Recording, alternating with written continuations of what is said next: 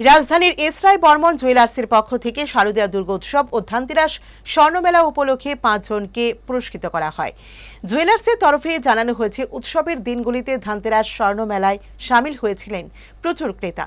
তাদের মধ্যে ভাগ্যবানরা পুরস্কার পেয়েছেন। পুরা অক্টোবর মাস 1 তারিখ থেকে 31 তারিখ পর্যন্ত আমরা অফার রেখেছিলাম। যেহেতু অক্টোবর মাসের প্রথম দিকে আমরা অফারটা রেখেছিলাম দুর্গোৎসব উপলক্ষে, যেন গ্রাহকদের কেনাকাটা করতে সুবিধা হয়, তার জন্য আমরা গোল্ডের মেকিং চার্জের উপর 25% ডিসকাউন্ট রেখেছিলাম রোজ, এবং 5টি উপহার রেখেছিলাম আপনার এই মেগা লাকি ড্র। তো দুর্গোৎসব ও ধনতেরাস স্বর্ণমেলা মিলিয়ে আজ আমরা বিজয়ী বার্তা, যারা 5 জন বিজয়ী হয়েছেন ওনাদের নাম ঘোষণা করছি।